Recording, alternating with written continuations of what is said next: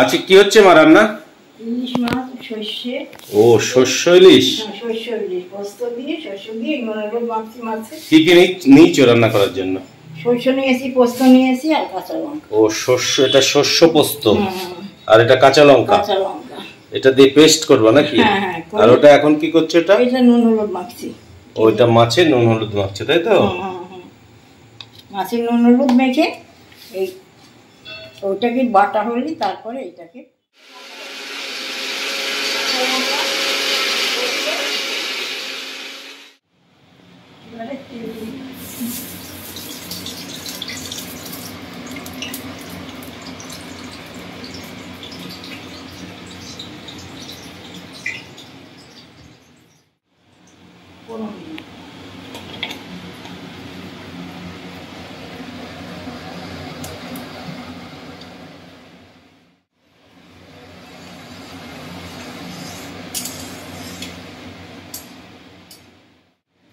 সাদা সর্ষে পোস্ত কাঁচা লঙ্কা দিয়ে এইবারে তেলে ছেড়ে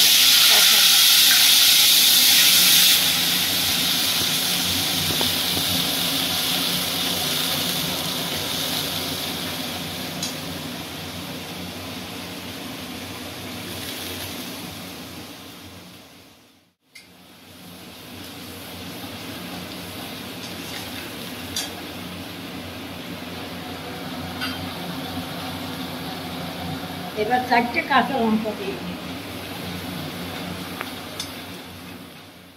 এবারে নুন দিয়ে অল্প দিলাম,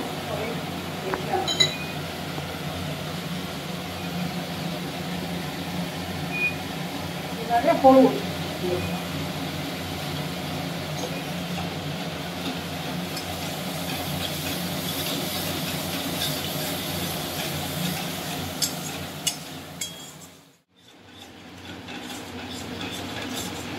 পাশে গরম জল নাকি? হ্যাঁ গরম জল বসা দিলাম, গরম জল।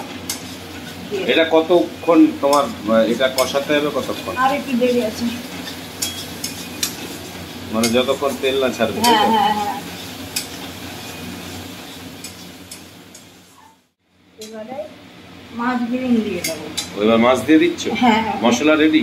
মশলা রেডি। এবারে মাছগুলো মশলার মধ্যেই উল্টো পাল্টা ও মাছে হলুদ মাখিয়েছিলে বলে ওটা একটু হলুদ কম দিয়েছে তাই তো? হ্যাঁ হ্যাঁ হ্যাঁ। এবারে মশলা এটাতেও মাছ ভাজা হবে না তাই তো? না, এটাও কাঁচা মাছ। এটাও কাঁচা মাছ তাই তো? আসলে ভাপা ইলিশের মতনই কায়দাটা নাকি? হ্যাঁ।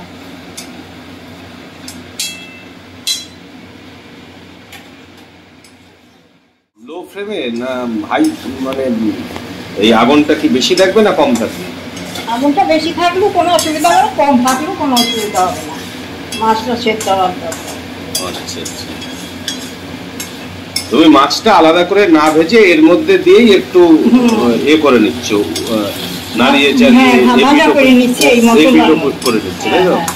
এদিকে করে আর কি ভাজা করে এবারে জল দিয়ে, মানে গরম জল দিতে হবে তাই তো? গরম জল। এবার গরম জল আমার হয়ে গেছে, এবার গরম জলটা মাছে দিয়ে দেবো।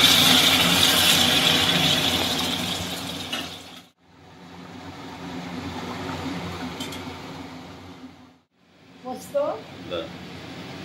সর্ষ পোস্তের ইলিশ রেডি নাকি? হ্যাঁ কাঁচা লঙ্কা। খুব অল্প সময়ের মধ্যেই এই রান্নাটি হয়ে যায়, সুন্দর কালার এসছে। এবার মা নামিয়ে নেবে।